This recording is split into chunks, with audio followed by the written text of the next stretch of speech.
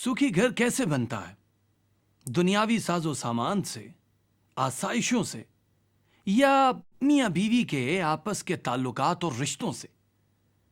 आजकल के इस मादी दौर में जहां मशहूर इश्तहारी कंपनियां हर लम्हा आपकी तवज्जो इस तरफ कराते हैं कि वो अपनी मसनुआत से आपकी जिंदगी में मजीद खुशियां बिखेर देंगे, लेकिन क्या खुशियां बाजार में बिकती हैं? फिदा ने भी शायद यही सोचा है कि बहुत ज्यादा पैसा कमाने से उसकी घरेलू जिंदगी हमेशा शादमान रहेगी, लेकिन जरा देखें ये क्या हो रहा है।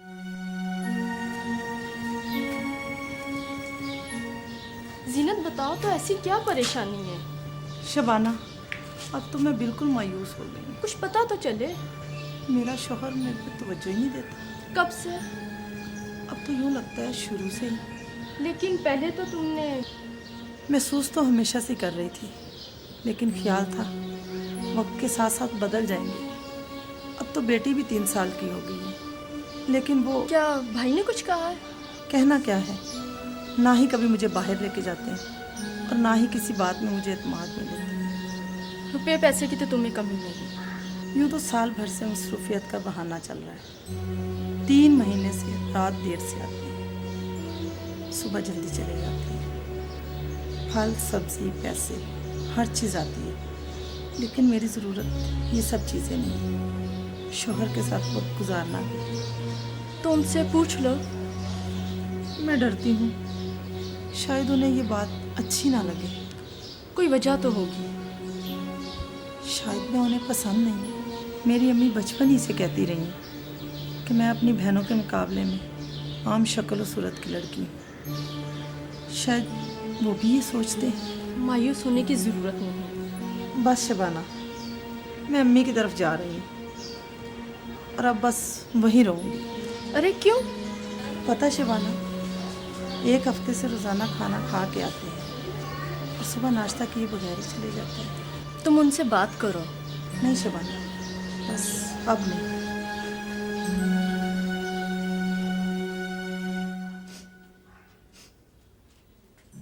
जीनत, क्या बात है? रो रही हो? इसमें रोने वाली कौन सी बात है? हो सकता है उसको दफ्तर में कोई परेशानी हो सकता है, लेकिन रोज रात को देर से आने का क्या मतलब? उसकी बातों और रवैये से तो ये लगता है कि वो तुमसे बहुत प्यार करता है। उसने तुझे जिंदगी की सब आसाइशें भी तो दी हैं। ये बात ठीक है, लेकिन मुझे उसकी भी तो जरूरत है। अरसा हो गया हमने इकट्ठे बैठ के खाना नहीं खाया। तो कोई बात नहीं, परेशान क्यों हो रही हो? अगर वो फोन करे तो फोन पे बात जरूर कर लेना। जी अम्मी।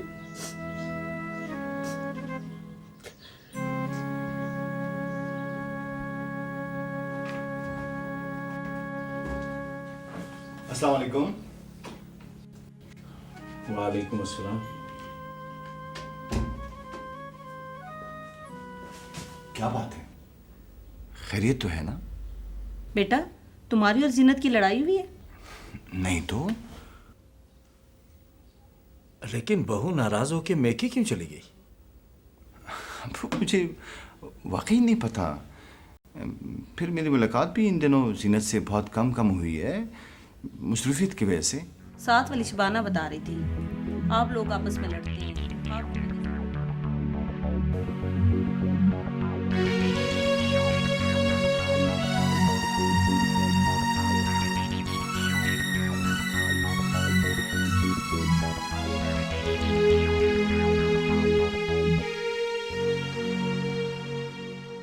ये क्या बेवकूफ़ी है? जीनत की या तुम्हारी? अबू, उसे शबाना के बजाय मुझसे बात करनी चाहिए थी। शबाना एक अच्छी और समझदार औरत है। लेकिन तुम उसे वक्त भी तो नहीं देते थे। अबू क्या बताऊं, बस जिंदगी की भाग दौड़ में। बेटा, बीवी को शौहर की तवज्जो भी चाहिए। मैं मानता हूँ माँ जी, मुझसे गलती हुई है, लेकिन जीनत को इस तरह। मैं तो कहती हूँ हमें चलकर बहू को ले ही आना चाहिए। हाँ, और मेरा भी यही ख्याल है कि फिदा जीनत से फ़ोन पे बात कर ले। लेकिन अगर उसने बात ना की तो? कैसे हो सकता है? ज़रूर करेगी। बल्कि वो आप ही जाएगी। तुम्हें अपना रवैया बदलना होगा, क्योंकि बीवी को पैसों और सामान की ज़रूरत नहीं होती, मोहब्बत की भी ज़रूरत होती है। मैं समझता हूँ अबू कि मुझसे वाकई गलती हुई। नौरीन के पैदा होने के बाद मुझे लगा कि मेरी तनख्वाह कम है। घर को बेहतर तरीके से चलाने के लिए मैंने पार्ट टाइम जॉब कर ली।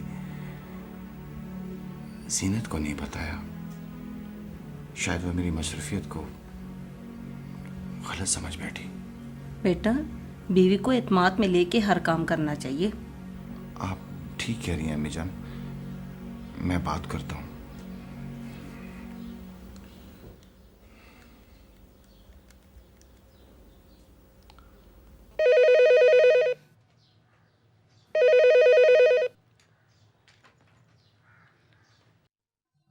हेलो।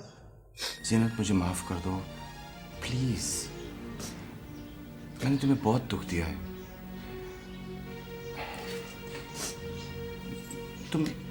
तुम सुन रही हो ना जीनत?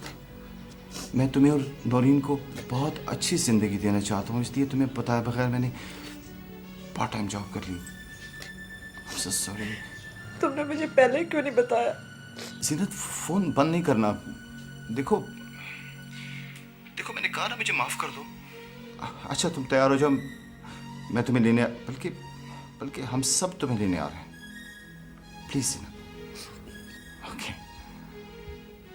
खुदा हाफिज। खुदा हाफिज।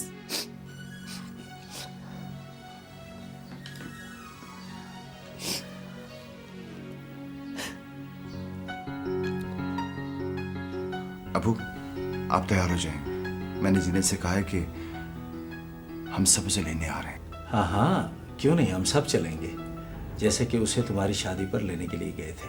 लेकिन इस दफ़ा एक ख़ास बात है, वो ये कि इस बारात में तुम्हारी ये बेटी भी शामिल होगी। हाँ, ये भी हमारे साथ जाएगी ना? आ जाओ। देखा आपने, बहुत सारा पैसा और कीमती आसाइशी सामान भी मिलकर सुखी जिंदगी बसर करने की गारंटी नहीं दे सकता। घर तो बनता है मियाँ बीवी के आपस में रवैये और भरपूर एतमाद से, और इसमें हमारे बुजुर्गों को भी अहम किरदार अदा करना चाहिए।